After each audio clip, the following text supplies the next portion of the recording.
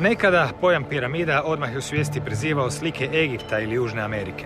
Danas je već dobro poznato da piramidalne strukture postoje na svim kontinentima. Raznih su veličina i od raznih materijala, ali njihova zagonetna namjena najvjerojatnije je bila zajednička. Najveća poznata piramida nalazi se u mjestu Visoko u Bosni i Hercegovini, 20 km od Sarajeva, i nije usamljena. Zato se prostor oko nje naziva Dolinom piramida. U rujnu 2011. u mjestu Visoko u podnožju najveće piramide, piramide Sunca, održana je druga međunarodna znanstvena konferencija o bosanskim piramidama. Bilo je to nekoliko dana na Rubu Znanosti.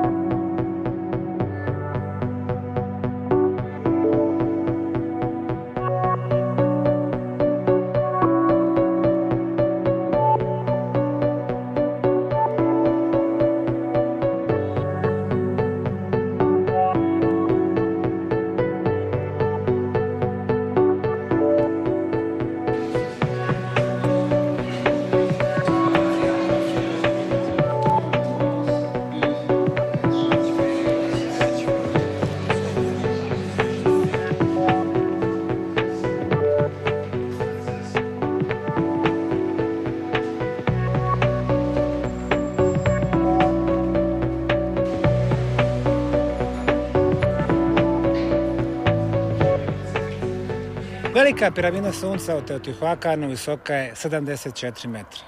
Najviša piramida Maja, zvanično, u Tikalu, Gvatemali, 94 metra. A Keopsova piramida na platovu Gize 147 metara. Iza mene je bosanska piramida Sunca, koja je sa svojom visinom od 220 metara najviša piramida na svijetu. Sada tokom 9. mjeseca 2011. održavamo drugu međunarodnu naučnu konferenciju o Bosanskoj dolini piramida. Od one prve prošle su tri godine. 2008. godine 55 naučnika iz 15 zemalja svijeta. Arheolozi, egiptolozi, geolozi, dekani, geofizičari zaključili su da je Bosanska dolina piramida arheološki fenomen i naložili nam da istražujemo i da dođemo do odgovora ko, kada i zašto je gradio ovaj kompleks. I sada, 2011. godine, imamo skup od 27 stručnjaka. Ovaj puta različite specijalnosti.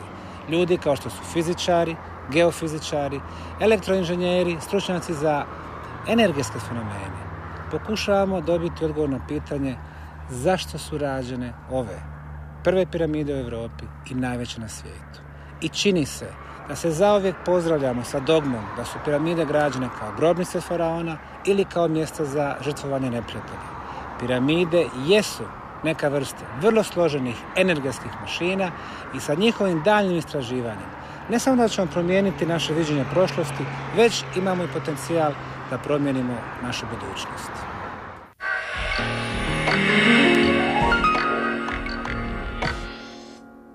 Dr. Sara Akonči, vodeći je arheolog Fondacije Arheološki park Bosanska piramida Sunca. Well, we decided to create last summer this Italian team in order to work in cooperation with Foundation, Bosnian Pyramid of the Sun, and I'm the ring in the middle of the chain in order to create a communication between these two foundations. And inside our group, we decided to accept a lot of scientists because actually we realized that we cannot understand these kind of structures without more than one science. Archaeology is not enough at all. So we have an anthropologist, we have an architect, we have a geologist, I'm the archaeologist, we have a sound engineer because we are doing some job with ultrasounds, we have photographers, so we are trying to collect scientists from Italy, not even only from Italy, because the sound engineer is from Finland, we are from Bosnia. So we are trying to work together in order to find some answers, but it's pretty hard.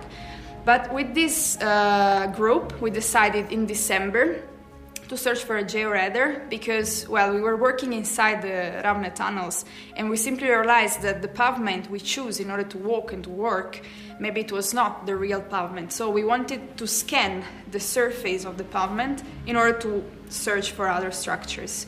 So 2 months ago, 1.5 months ago, we decided to come here with a georadar and we were able to scan all the tunnels, so 500 meters of tunnel.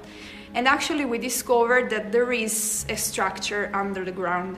And it's a very unique structure because from an archaeological point of view I cannot recognize it. And even from the geological point of view, we were speaking with the geologist, it's impossible to understand what kind of structure it can be.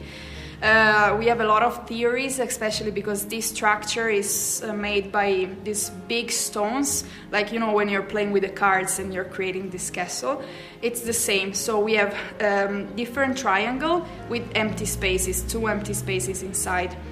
And the measurements, 2 meters for 1.5 meters, maybe they can be tombs. We will discover when we will start to dig. So we obtained these pictures from the georadar, and with these pictures we started to work in order to uncover the structure. But the point is that all the underground tunnels are full of water. So we started to have problems with this water. And in order to solve them, we had to put pipes to create cement walls inside the tunnels. It's very hard to work inside Ravne tunnels. First, because it's very dark and you cannot put so many lights because in another way you will have problems with electricity all around. Second, humidity. There is water coming from the walls, underground, everywhere. So we started to fix these problems with the water in the main tunnel where the structure was located. And after that we started to excavate a tunnel in front of this structure in order to have enough space to go deep, because this structure reached 4 meters deep. So 4 meters are so much, and especially inside a so small place. So we started to excavate this new tunnel to have enough space to go down, but we found another structure, the first circular small chamber created by 6 side tunnels with their drywalls. U prosincu 2010. arheologe je iznenadilo otkriće praznih tunela unutar podzemnog labirinta Ravne. So usually we have to remove the fill-up material because somebody wanted to close these tunnels with fill-up material plus drywalls. In that case, we found the end of the fill-up material, and we found 2 tunnels totally empty. The left one, after 42 meters, we found the end. The right one, it's amazing because it goes on for 145 meters. And inside this tunnel, we found some water. In the beginning, the first 25 meters, we have 20 centimeters of water. But after that, the water is deeper and deeper and deeper. And exactly inside this new tunnel on the right, we found 10 meters of drywalls on the right side and on the left side. So you can walk in between these huge drywalls, totally different from all the other drywalls we have found before, because instead of closing other tunnels, they seem to be like a support for the ceiling. And after these amazing structures, you can find a channel for the water that goes on for 140 meters. So actually, new questions without answers, but we know that they wanted the water inside, because if they created the channel for the water, it's obvious that they wanted the water inside. So we started even to take pictures of the drywalls, try to understand if there is a source of water. So for a few days we were trying to pump out the water in order to check if the level was different, and we discovered that there is no source of water. So actually it's amazing that, because this water is, we don't know for how many thousands years inside this place, and it's drinkable. We took some samples, we received analysis, and it's drinkable. So we're trying to make some researches to create, because we don't know anything, it's an unknown civilization, but it doesn't mean that it doesn't exist. So that's the reason why we are here. Evo nas na ulazu u podzemni labirint Ravne. Prije 6 godina sa mojim dolaskom u Visokom i otkrićem piramida znao sam da mora postojati podzemna mreža tunela. Analogija je sa onima u Sakari, dakle u Egiptu, ispod stepenaste piramide, ispod platoa Gize, ispod piramida u Kini, Meksiku i drugim zemljama. Razgovarali smo sa lokalnim ljudima, pitao da li postoje negdje prirodne pećine, podzemni prolazi, pokazivali smo sve odreda pećine. Ovo su također zaliv pećinom, jedan mali ulaz od 60 cm i jedan mali prolaz od 50 metara. Počeli smo da ga čistimo, vidio sam polukružni svod i znao sam da nije riječ o prirodnom, već o vještački pravljenom prolazu. Čišćenjem ustanovili smo da imamo čitavu ogromnu mrežu podzemnih tunela i prostorija i da vidimo kako ona izgleda.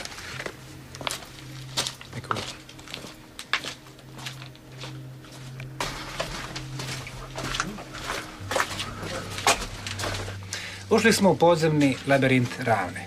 Od ovoga mjesta do bosanske piramide Sunca 2,5 km. U proteklih 5 godina, od 2006. do 2011.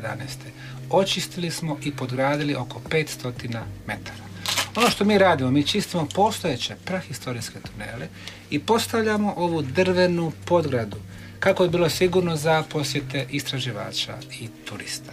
Dakle, ispred nas u ovom pravcu je bosanska piramida Sunca. Vodi nas put prema jugu. Međutim, ovdje smo već kod prve raskrsnice. Jedan put vodi na desnu stranu i ide od piramide prema Zenici i Vranjuku. Ono što ćemo mi da radimo, mi ćemo da pratimo ovaj lijevi krak koji nas vodi prema piramidi. Najniži dio tunela, par metara, stavite se dobro.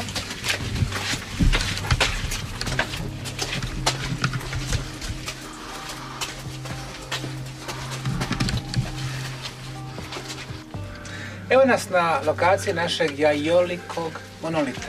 Kao što vidimo, imamo oblik jajeta. U kosmičkoj biologiji jaje označava proces rađanja.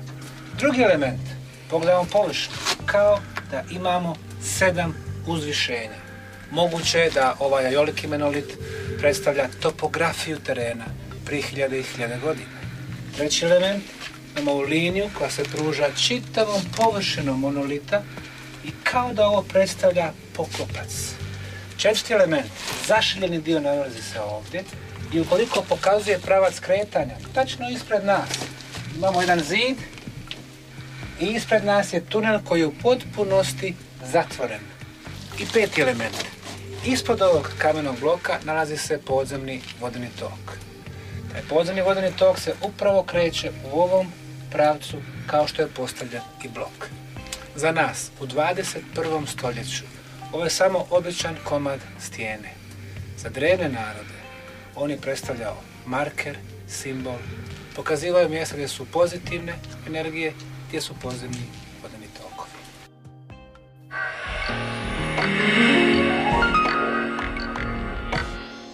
Doktor Slobodan Mizdrak iz Zagreba, inženjer je elektrotehnike, magistar fizike i doktor informatičkih znanosti.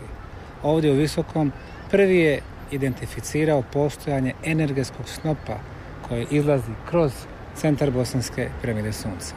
Na bosanskoj piramidi Sunca, na samom vrhu, ljudi su osjećali čudne pojave, svojim rukama su znali osjetiti toplotu, dolazili bi sa viskovima, osjetili bi energiju. Svi su uglavnom pričali, gle, to je energija na vrhu bosanske piramide. Neki bi rekli liječi, podižu ti raspoloženje, čak i podmlađuju i da su to energije koje oni jako dobro osjete.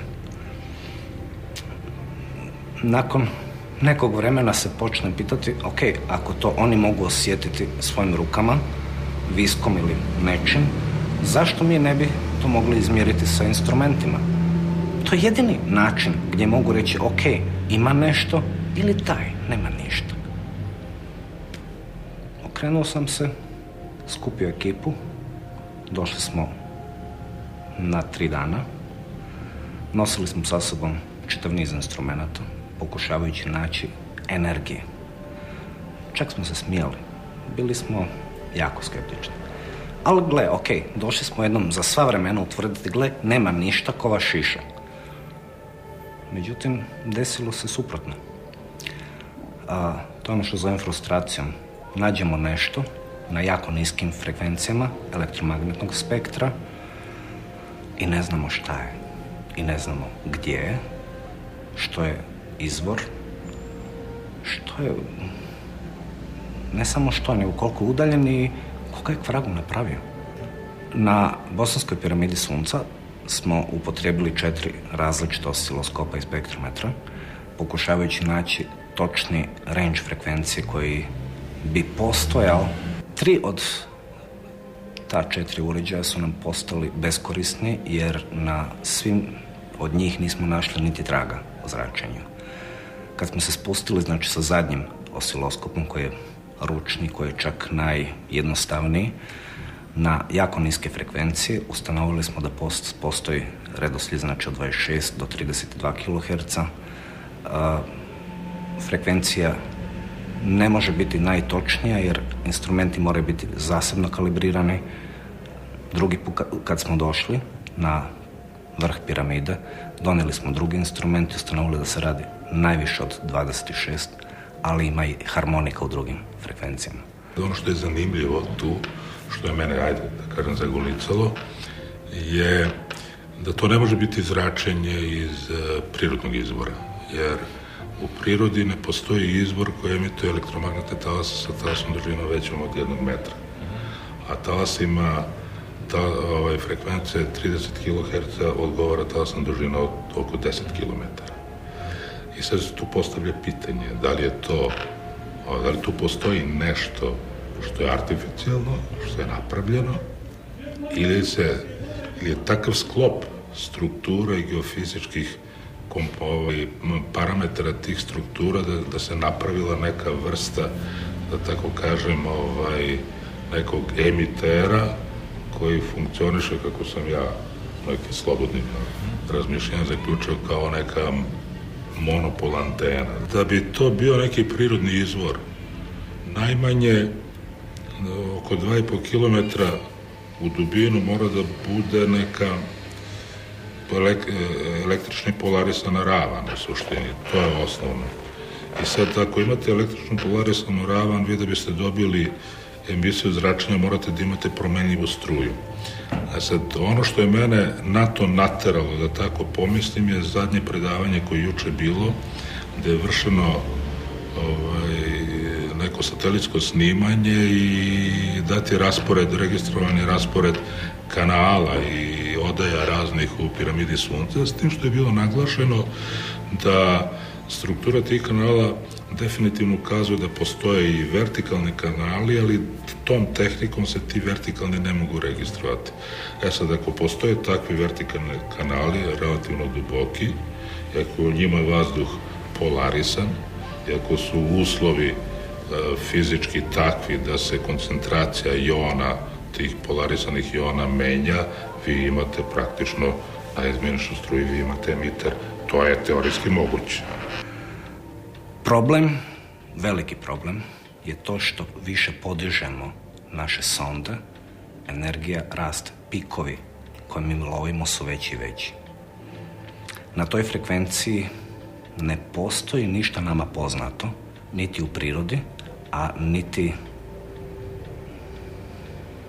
ljudskom rukom napravljeno, a da proizvodi te valove. Na mnogim drugim mjestima, počevši od samog hotela gdje smo noćili, pa dolaskom u Zagreb, hodanje po Sljemenu, hodanje po zgradama po Novom Zagrebu, nismo našli nikakav takav signal nigdje drugo. Povratkom nazad na piramidu Sunca opet detektiramo isti signal. Ko što rekoh, nije problem, svatko ko iole sumnja, kupi najjeftiniji osciloskop, dođe na piramidu, pojede ćevape i uživa u tomu videći da nešto ima. Neobično je što signal raste podizanjem sonde, udaljavanjem od piramide. Znači, mi je podižemo, udaljavamo od piramide, a signal raste. Opet ono što smo mi očekivali da je izvor negdje u piramidi. Elektromagnetni valovi se ne ponašaju tako. Oni udaljavanjem od objekta, čak kvadratom udaljavanje, gube jako puno energije. Znači, što smo mi dalje, ona je sve slabije i slabije. Ovdje se dešava nešto drugo. Što se više udaljavamo, što se više penjemo prema vrhu, i to moram napomenuti, vrh piramide nije vrh, nego odrezan. Čak i onoliko koliko smo mi podizali sondu, nismo još došli do vrha, a signal raste. Kontroverzno.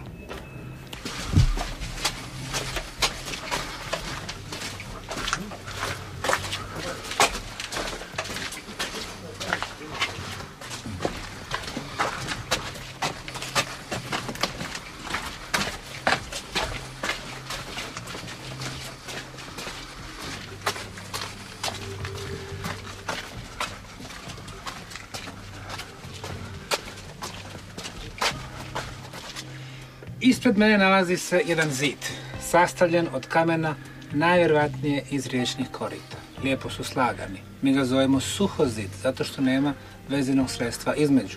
Međutim, vrlo je stabilno napravljen. Iza suhozida je šljunkoviti, rastresiti materijal, koji je služio da neko u potpunosti zatvori ovaj tunel koji se nalazi ispred mene. Vidimo polukružni profil ovoga stropa. Ovdje se nalazi tunel koji po 90 stupnjeva dolazi na ovaj u kome mi sada stojimo. Ali ga je neko u potpunosti zatvorio i zazidao. Metar dalje imamo drugi zid. Također vrlo stabilno građen, sa interesantnom pravokutnom pločom tačno po sredini, po horizontalnoj i vertikalnoj sredini. Ponovo rastresiti materijal, a ispred nas polukružni profil svoda. Jedan do drugoga paralelni. 5 metara niže, treći tunel. 5 metara prije nas, četvrti. Svi su paralelni i svi su bili zatvoreni u doba kad smo došli ovdje. Ono što mi radimo, čistimo neke od tunela koji nas vode prema piramidi Sunca. U ovom momentu dvije su misterije. Prva, ko je, kada i zašto napravio ovu mrežu podzemnih tunela i kao što ćemo kasnije vidjeti prostorija, a druga, ko i zašto je ovo sve zatvorio. Čini se da je riječ o dvije civilizacije. Do sada smo na osnovu radiokarbonskih analiza zaključili da su graditelji podzemnog labirinta ovdje došli prije više od 10.000 godina.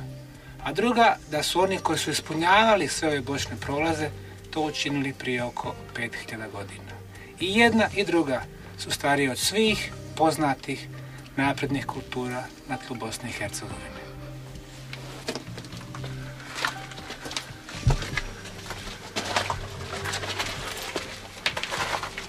Čisteći ove tunele nailazimo na čitav niz interesantnih arheoloških artefakata. Primjera radi, ispred mene nalazi se fino obrađeni komad pješčara u obliku ljudskog oka. Površina mu je kao valovita mustra, a ovu teksturu susrećemo i na piramidi Mjeseca i na tumulusu u Vratnici. Nadalje, ova interesantna ploča nađena na ovom mjestu i ona na sebi ima nekoliko uklesanja. Neki od njih posjećaju na trokute, na linije. A opet kad se izlože drugačijoj svjetlosti, kao da imamo likove sa očima i ustima.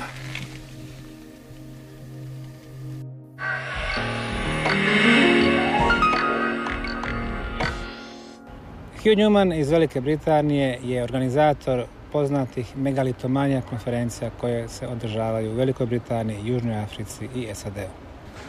Newman posebice istražuje teoriju o energetskoj mreži Zemlje. Svoja dugogodišnja istraživanja predstavio je i u knjizi Earth Grids, mreže Zemlje. So when we're looking at the global grid, it seems like the Earth, it's a vibratory planet. We're moving through the solar system. There's a lot of noise and sound and music that is constantly shifting and changing and creating vibration. And so these vibrations, form into like a matter, form into the surface of the planet. If you get a spherical object of liquid and you put different frequencies of sound into it, it will move through different geometrical sounds. And so I think with the grid, we're looking at a sort of sound and vibration-based principles. But obviously the Earth itself has a magnetic field, has electric currents moving around the surface. There's lots of different types of energy, lots of different types. So there's a whole symphony of energy, sound and vibration that create these different geometries. So the Earth grid is really a system of sort of geomancy and geodesy around the planet, which is basically the arrangement of ancient sites around the planet and whether they were deliberately designed and laid out, and that then there were surveyors going around the planet mapping different areas, different countries, and it seems like there was an understanding, there was a global phenomenon where they would actually do that. They would actually get out onto the land, they would sail across oceans, and we're going back potentially 5,000 to 10,000 years ago. It's very distant past we're looking at here. A lot of sites are geometrically arranged around the planet, and they do form a kind of grid. There's another way of looking at it, is like a more conceptual or an energy-based grid, where the Earth itself creates energetic geometries that areas on the surface become recognised as these spots or these points where the points of these geometries touch the surface. So there's different ways of looking at it, really, when you're looking at grids around the planet. But I think what I'm interested in personally, and what we're discussing at this conference, is the arrangement of ancient sites and how they fit into these different patterns. If you look at the ancient maps, for instance, there's the Pires Res map from the 1500s. There's some other maps that even map the entire Antarctica, the South Pole, which suggests they must have been mapped over 10,000 years ago in detail. There was detailed maps going around 10,000 years ago of the planet. So who did that? Why were they doing that? And what was the purpose of that? So it seems like these sites were not only were they local temples and sacred sites, they were also of a greater system around the entire planet. Tijekom istraživanja drevnih lokaliteta, Newman je pokušao pronaći vezu između njihovih zemljopisnih, geoloških, geometrijskih i astroarheoloških karakteristika.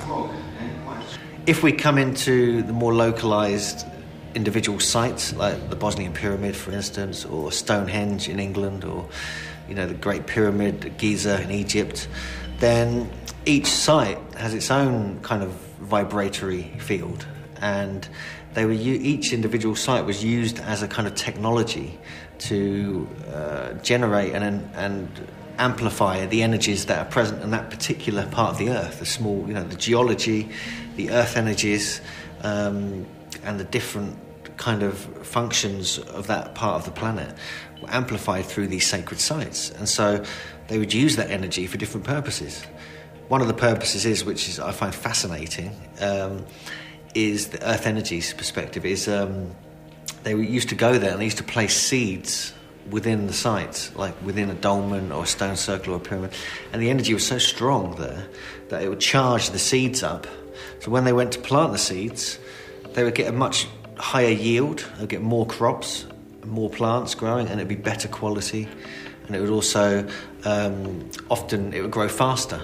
And so it was like what's been discovered now is that there was like an ancient technology, an agricultural technology in prehistoric times. And amazingly, some of these sites still function today. They still work. You can go there, you can place your seeds, and you can still get results. And these have been tested by various scientific researchers such as John Burke, Philip Callaghan, the BLT research team, and many others. And now it's been proven that these sites could have been used, for that purpose. When you look at the distribution of ancient sites, they're like harmonic distances apart from each other. If you take Giza, for instance, and you take that as the prime meridian, rather than Greenwich in London, take Giza as the prime meridian going through Egypt, and to the north, south pole, Giza. If you take directions out west and east of that, basically you get harmonic, you find all the ancient sites are harmonically placed according to that prime meridian. Like they're 120 degrees away or they're 100 degrees away out of a 360 degree circle. So there's longitudinal harmonics at work there. And you get the same thing with latitude when you're moving up, south, north of the equator.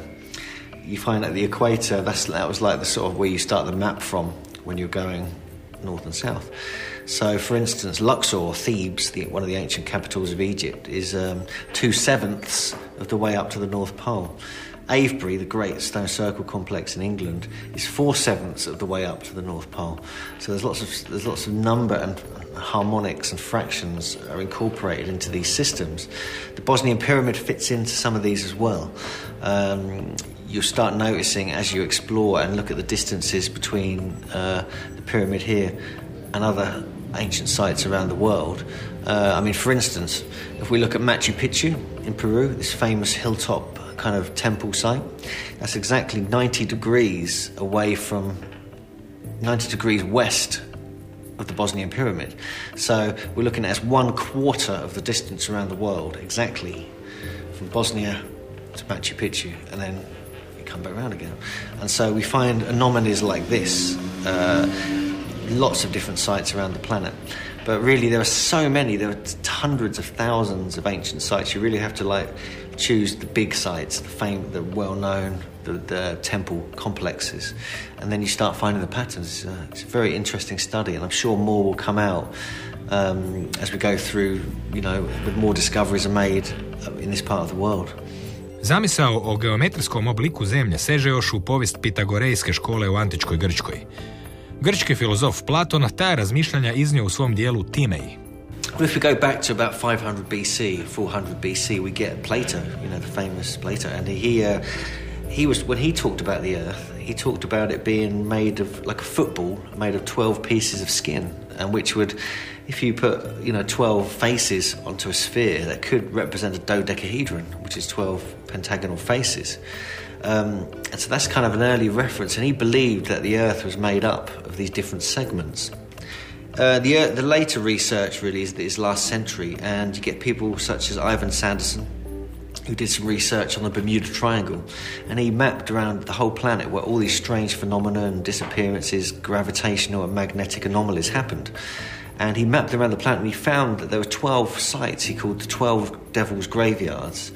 And he noticed that when you join the dots, join these areas together, they create an icosahedron, which is a 20-faced, 20 triangular faces around the planet. And when the points touch the surface, these 12 points, that's where all these phenomena happen. So that was the first real evidence of like a planetary grid at work on the planet, on the surface, and having an effect.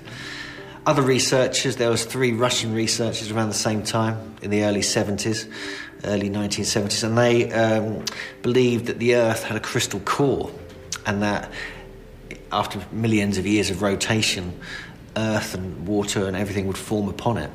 And the energetic signature of this crystal core is still present on the surface of the planet, so you could actually detect it using different instruments. And they believed it was more of a dodecahedron, similar to what Plato had said earlier. Bruce Cathy is another researcher who later discussed UFO flight paths all around the planet, especially in New Zealand, where he was from. Now, this was kind of a strange way of looking at it, but other researchers in France and other places had noted that as well, that wherever these UFOs are spotted, they seem to move in lines parallel to one another. And so it was like they were kind of following a grid system around the planet, almost like using the energy of the grid itself to power their crafts. But there's also evidence that could have been light phenomena, which is partly to do with geology and grid harmonics.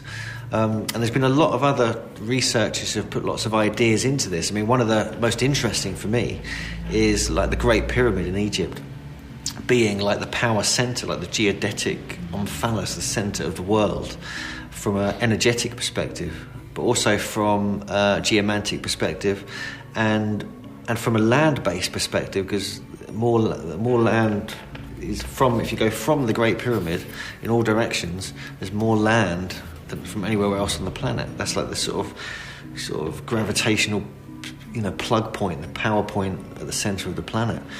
And so everything came from that, and that's on the grid. And so there's a lot of evidence to suggest that these pyramids, these ancient sites, were actually like kind of power generators, and the grid was almost like what today we would see as an electricity grid or an internet grid, but they used it for different purposes in prehistoric times.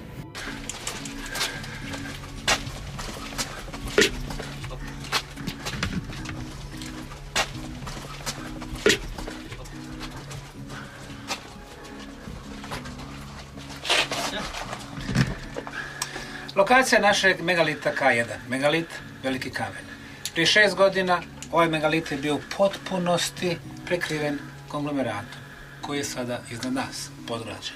Kada smo ga očistili, vidjeli smo su njegove dimenzije od repa do glave 2,60 m, širina 1,40 m, debljina do 40 cm, sa masom od oko 4 tone. Na njegovoj površini nalazimo uklesane simbole, neki nas podsjećaju na strelice. Imamo ovdje nove simbole. Ukupno 25 ugraviranih simbola na površini ovog megalita. Iako nije riječ o slovima, ovdje je riječ o nekoj vrsti pismenosti, jer ljudi su komunicirali među sobom. Vjerojatno jedna od najstarijih pismenosti u Europi. Tačno ispod nas nalazi se podzemni vodeni tok. Drevni su narodi znali kada stavljaju megalit iznad vode, a pošto podzemna voda generira energiju sa sobom, taj megalit prima tu energiju i polako je ispušta u okolinu. Kada imate jedan megalit, drugi, treći, četvrti seriju megalita, imate, što su drevni narodi znali, sveta mjesta, imate obilje energije. Sveštenici su bili u mogućnosti da komuniciraju sa spiritualnim dimenzijama, a obični ljudi sa dodatnom energijom da dobivaju imunitet.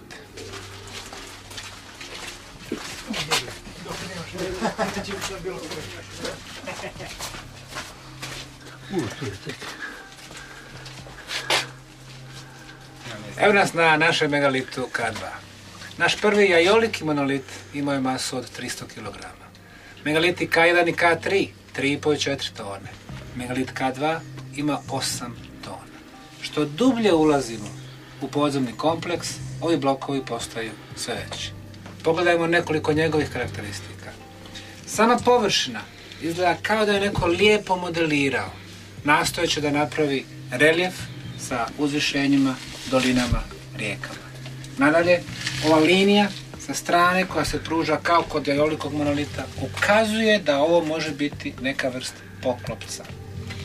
Treća interesantna stvar krije se ispod samog megalita. Naime, ispod megalita imamo jednu ploču debljine 15 cm. Pruža se čitavom dužinom i megalit sjedi na njoj. Drugim riječima, ona je služila kao postolje. Vrlo važan arheološki dokaz da je neko izabrao ovu lokaciju zbog važnosti. Na nju postavio megalit i vezao ih vezanim materijalom na bazi kalcijum karbonata. Zašto? Čini se da imamo odgovor na to pitanje. 22 metra ispod nas imamo vrlo moćan podzemni vodeni tok koji dolazi u nešto udara ispod i račva se na dva dijela, lijevi i desni. I upravo gdje imamo ovu pukotinu, tako se kreće i ta podzemna voda. Kao što smo rekli, voda generira energiju. Kada je monolit bio izložen hiljadama godina toj energiji, počinje monolit da puca. Uzeli smo uzorke sa površine ovog megalita K2. Poslije na analizu. Urađene su vrlo sofisticirane analize, poznate pod imenima fazna analiza i rentgenska difrakcijska analiza. Imali smo samo jedno pitanje, da nam odgovore da li je riječ o prirodnom pješčaru ili je riječ o nekoj vrsti vještačkog kamena. Odgovor je bio, ovo je definitivno keramika. U Bosni imamo najveće piramide na svijetu, u Bosni je sve veliko i najveće. I ne čudi što imamo i najveću keramičku skulpturu. Jer iz arheologije znamo da su poznati male keramičke posude, keramičke vaze, a ovdje imamo 8-tonsku keramičku skulpturu. Zatim smo snimili ovaj megalit sa georadarskim instrumentom. Dobili dva vrlo važna zaključka. Prvi, da je on građen iz dva dijela. Iz osnove, oko 30 cm debele, i iz ovog površinskog dijela, odnosno poklopca, debelog 10 cm. Ali, kada smo snimali utrobu ovog megalita, došli smo do zaključka da je neko prvo izlio osnovu, a onda ovdje je postavio jedan ovalni predmet. I zatim sve zalio. I koliko god je monolit interesantan zbog svog vanjskog izgleda kao artefakt, on izgleda još važniji po tome šta krije unutra. elementi koje imamo. Podzemna voda, energija, ona udara u površinu, aktivira taj ovalni predmet, on je okružen keramikom, keramika oscilira, vibrira i stvara elektromagnetno polje, a to je ono što mi možemo mjeriti sa našim naučnim instrumentima. 31 kHz je elektromagnetno polje koje smo ovdje izmjerili. Da bi postojalo elektromagnetno polje, morate imati vještački izvor. Drugim riječima, pred nama se krije primjer antičke tehnologije. Nimalo slično je našoj, ali tehnologije koja se može mjeriti našim mjernim instrumentima.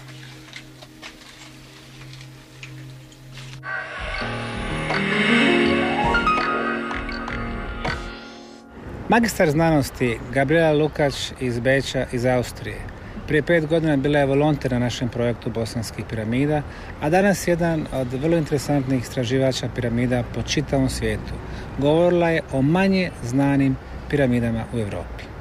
We have known pyramids, already known in the Canary Islands, in Sardinia and Sicily, and they are made of lava stone, so volcanic stone.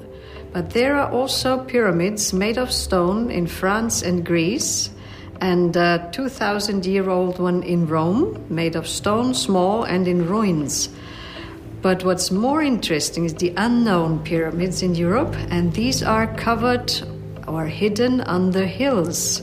Like in Istria, in Motovun, you have 2 rows of each 3 hills, and they are only known as hill fort, 277 meters high, but they are probably pyramids, so stone structures hidden under these hills. And the clue for it is the orientation and also the alignment as the Giza pyramids and myth and legends.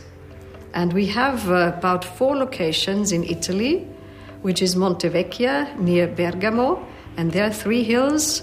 And you can clearly see, when you go on Google Earth, everybody can see it, that these are pyramidal structures, just covered by soil, because you can see the terraces, you can see the steps, and you can see all the features a pyramid has.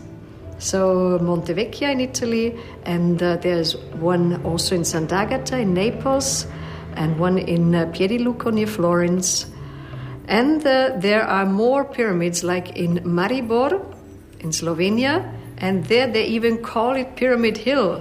Kako uopće razlikovati brdo od piramide prekrivene zemljom?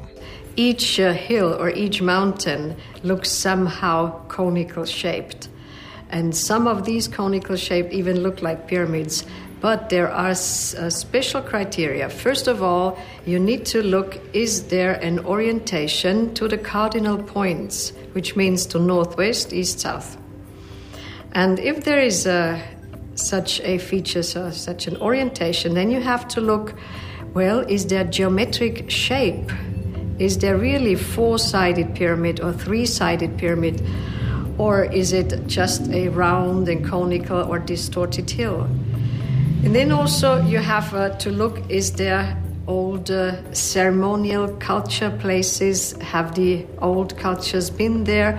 And is there also an astronomical observatory platform on top? And if these criteria apply, then you look further, underground tunnels, stone balls, and megalithic slabs, and so on. Jedno takvo mjesto je planina Rtanj u Srbiji. Mountain Rtanj seems to be an interesting location because its peak is said to be a pyramid, 177 meters base, side base, and triangular shape. I do not know the height, but it can be measured. But we do not know. It sits on top of the mountain. It is said so. Old myth and legend say so. Also the stone balls that have been found there, also megalithic slabs and megalithic tombs and stones. Neobične kamene kugle proslavio je Arthur Clarke, koji ih je otkrio na Kostarici, ali I have seen stone balls in Italy, many stone balls near Sant'Agata, near Naples. I have seen these stone balls Also in Sardinia, huge stone balls, about diameter 150 centimeters. And I have seen the stone balls in Austria, same size, 150 centimeters diameter, but broken in half, so not as beautiful as the Bosnian ones or the Serbian ones. And I have also seen stone balls in other European countries. S juga Europe istraživanje je Gabrielu Lukač odvelo na sjever. About 10 years ago, a German gentleman, Walter Haug, he noticed that in the German woods in southern western Germany, there were strange structures, stone structures, and covered under dense vegetation right in the woods. And he asked the authorities, what is this? What kind of structures are these? They said, well, it's just a quarry. Well, then for a couple of years he's continued investigating, and this is how I came into it, because he then stated, well, this could be pyramids. I said, no way, in Germany, pyramids I've never heard of. And so I visited him a couple of years ago, and I saw these structures, and I was convinced it can only be either a human-made structure of any kind we don't know yet, or it is a pyramid, because it is huge. It's about 30 meters high, and it's polished stone, and it is also chiseled stone, and this is definitely no quarry, because you do not polish a stone after you broke it and sold it, the rest, what you left over. And then they also would pile up huge, a mountain of small stones, which are left over when you quarry big stones. Then you have small stones, pebbles, and then you usually shovel it behind you, because it's not in your way then. But this was shoveled just in front of the structure, and this is very unusual. And then round this hill, they built a dry wall. So in order that these stones would not collapse, or the hill would not collapse. And we asked authority, what is this? They said, we have no idea, we don't know. We don't know how old it is, we don't know who it made, but we think it's a quarry. Na putu od Njemačke prema Italiji, u potrazi za mogućim europskim piramidama, našao se i Motovun. Motovun was told, and people there, they speak about it, there could be pyramids, these hills. And so this is how I had a look, and this is, I'm convinced at least one or two hills is not natural. First of all, you have to know that this is a very, very old dwelling settlement, Stone Age time. Now, a week ago, they found this 7,000-year-old statue of a woman, and this proves that people have been living there for at least 7,000 years. And when we find in Motovun, when we find these megalithic stones on top of the mountain, on the foot of the mountain, then we know these stones have been chiseled and cut by man. You can see that. Now, if you know how long a settlement has been there for 7,000 years, megalithic stones, then you think, what could be that age? And then you could think, well, why is this mountain, was this mountain built there, or was it not built but shaped? And that's what I believe. It could be shaped, because you can see clearly features. You see the sides of the mountain, although it's covered by trees. The orientation, sun observation, and the other criteria. I put all the pyramids or pyramid hills that I saw on the map. And I drew a line, and I could connect them, especially in Italy. They are all on one line. And then there is also the Motovun Istria line with Visoko. And this is a really strange coincidence.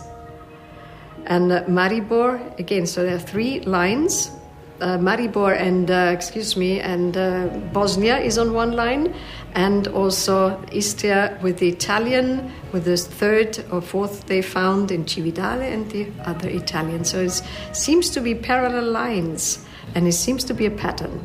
Template is the pattern you apply, and this is first orientation, alignment, observation of sun and stars, the tunnels, the stone balls, all these criteria which you can find with all these pyramid hills or pyramid mountains.